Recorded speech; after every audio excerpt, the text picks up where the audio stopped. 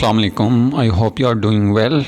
We are starting lectures on past paper for 2025. Today I'm going to discuss Pakistan Studies paper 2 for class 9. So let's start.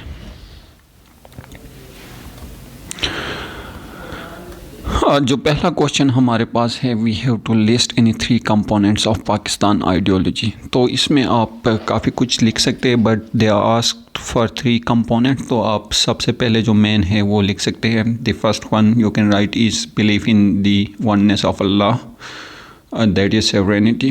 Then आप लिख सकते हैं protection of rights of Muslim as a separate nation. Then we have implementation of social justice and equality. तो ये 3 component हो गए हमारे Pakistan ideology के। मूविंग टू क्वेश्चन 2, इसमें ये है, in 1947 Pakistan face 3 major problems. ठीक है, प्रॉब्लम की लिस्ट आपको दिया है। Refugee crisis, decision of a national language, lack of industries. How was Pakistan able to deal with each of the given problems? Mention one strategy used by Pakistan to deal with each of the given problem. तो question में हमें problems दिया है, we just need to write the strategy जिसके through Pakistan ने ये problem solve किया।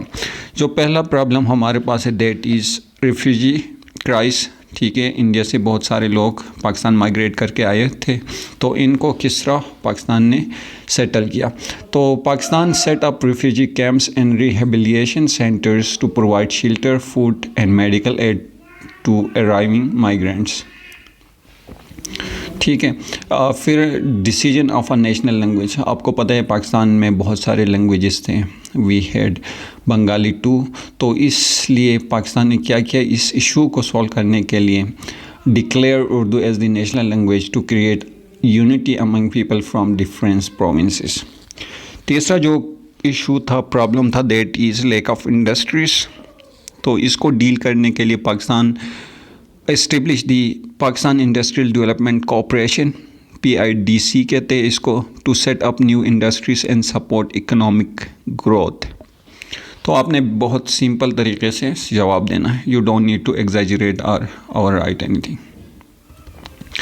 Moving to question 3, which is Pakistan is not a major contributor of global warming. आपको पता है, ठीक है, चाइना होगा, US होगा, इंडिया होगा, they are the major a contributor of global warming. However, it is one of the countries most severely impacted by its consequences. आपने recently जो floods देखे होंगे पाकिस्तान में, they are the consequences of global warming. ठीक है, now as a student, what 4 actions can you take to mitigate यानी lesson कम करना the effect of global warming in Pakistan? तो आप इस पे बहुत सिंपल है, आप सोच लें कि आप एज अ स्टूडेंट, ठीक है, not as a policy maker और कोई गवर्नमेंट लेवल पे, आप अपने लेवल पे किस तरफ इसको मिटिगेट कर सकते हैं। तो आप कुछ लिख सकते हैं, reduce electricity use by switching off unnecessary lights and using energy efficient appliances. You can plant trees and participate in environmental campaigns. ठीक है, then you can use public transport, carpool or walk to reduce carbon emissions, avoid plastic waste and promote recycling in school at home. तो ये बहुत basic steps हैं, आप इसके through as आ student क्या कर सकते हैं, ग्लोबल वार्मिंग को थोड़ा मिटिगेट कर सकते हैं। मूविंग टू क्वेश्चन 4, जिसके 2 पार्ट्स हैं। पहले पार्ट में हमसे पूछा है कि name the ancient irrigation system in Balochistan, जो कि करेज सिस्टम है, ठीक है, बलूचिस्तान में एंशंट से चला आ रहा है।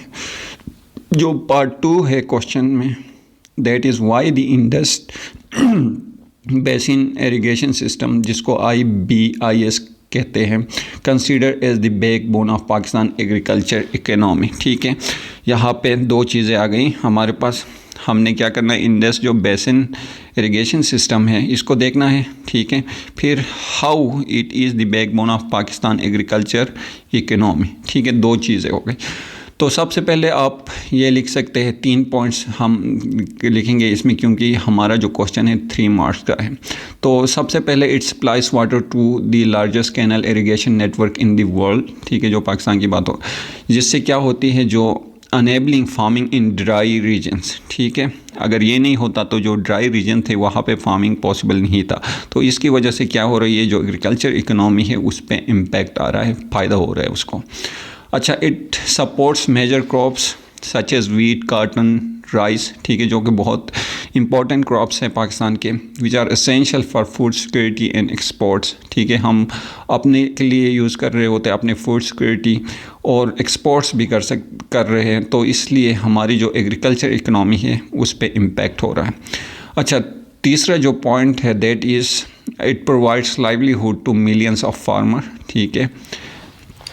अगर पानी नहीं होती तो फार्मिंग नॉट पॉसिबल, जिसकी वजह से लोग क्या होंगे, बेरोज़गार होंगे, उनको रोज़गार के मौके मिल रहा है, ठीक है। फिर drive agriculture based industries like textiles वगैरह, ठीक है, इससे क्या होती है, जो दूसरे इंडस्ट्रीज आती है उनको भी फ़ायदा हो रहा है। तो आप ये 3 चीज़ें लिख सकते हैं और आप फुल मार्क्स ला सकते हैं इसमें। Moving to our last question, जो कि ऑप्शनल है, we have to attempt any of the one, ठीक है। तो जो पहला क्वेश्चन है हमारे पास, that is analyse any 3 reason behind the success of All India Muslim League in the general elections of 1945-46, ठीक है। इसके लिए आपको हिस्ट्री में जाना होगा, जो कि 1936 है, ठीक है। 1936 में इलेक्शंस होते हैं, 1936 में, तो उसमें मुस्लिम लीग की हालत बहुत ख़राब होती है, वो उनकी परफॉर्मेंस बहुत बुरी होती है, ठीक है। लेकिन 1947 में इसके 36 के बरअक्स बहुत अच्छा परफॉर्मेंस होता है। तो what are the reason for that success, ठीक है। इसमें एक पॉइंट ये है कि 1936 में क़ायद-ए-आज़म पाकिस्तान यानी सब कॉन्टिनेंट में नहीं थे और कैंपेन वगैरह नहीं कर रहे थे, ठीक है। तो एक वजह ये है। तो आप लिख सकते हैं strong leadership of Quaid-e-Azam who clearly represent Muslim interest, लोगों का एतमाद बहाल हो गया कि मुस्लिम लीग, क़ायद-ए-आज़म मुस्लिम लीग के साथ है, तो पाकिस्तान जो मुस्लिम के इंटरेस्ट है उसकी ही बात करेंगे, ठीक है। फिर 1946 तक क्या हुआ था, जो पाकिस्तान का जो डिमांड था वो बहुत ज़्यादा वाइड स्प्रेड हुआ था, ठीक है, जिसकी वजह से तमाम मुसलमान जो कि इंडिया में थे वो यूनाइटेड हो गए थे और उन्होंने क्या किया, मुस्लिम लीग को सपोर्ट किया। अच्छा जी, हमने बात की 1936 की, ठीक है। इसमें क्या हुआ था, कांग्रेस को बहुत मेजॉरिटी से विक्ट्री मिली थी, जिसकी वजह से उन्होंने मिनिस्ट्रीज़ बनाई और ड्यूरिंग दैट टेन्योर उन्होंने मुसलमानों के साथ बहुत अनफेयर ट्रीटमेंट की, जिसकी वजह से जो मुस्लिम्स थे उनको रियलाइज़ हो गया कि जो मुस्लिम लीग है that is the sole representative of Muslims in subcontinent, और वही उनकी राइट्स क्या कर सकते हैं, प्रोटेक्ट कर सकते हैं। तो ये पॉइंट हो गया। जो दूसरा ऑप्शन है that is explain any 3 roles of forests in the development of country economy, ठीक है। फॉरेस्ट का इकोनॉमिक डेवलपमेंट में क्या रोल है। जो पहला पॉइंट आप लिख सकते हैं that is forest provides raw material such as timber, fuel wood, paper और मेडिकल प्लांट्स, ठीक है, जिससे क्या होती है, जो वेरियस इंडस्ट्रीज हैं उनको सपोर्ट मिलती हैं, तो डायरेक्टली या इनडायरेक्टली क्या हो रही है, इकोनॉमिक डेवलपमेंट ऑफ कंट्री हो रही है, ठीक है।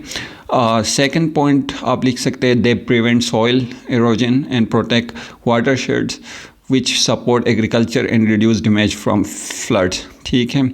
अगर प्लांट वगैरह हम क्या करते हैं, कटिंग करते हैं, तो उसके क्या होती है, फ्लड्स और एरोजन बहुत ज़्यादा होती है, तो प्लांट उनको क्या करती है, प्रोटेक्ट करती है, ठीक है। फॉरेस्ट प्रोमोट टूरिज़म, ठीक है, wild life conservation and generate employment for local community, तो इससे भी क्या हो रही है, कंट्री की इकनॉमी को फ़ायदा हो रहा है। This is the end of the paper. Thank you so much for watching. If you have any questions, you can write in comment. Thank you so much.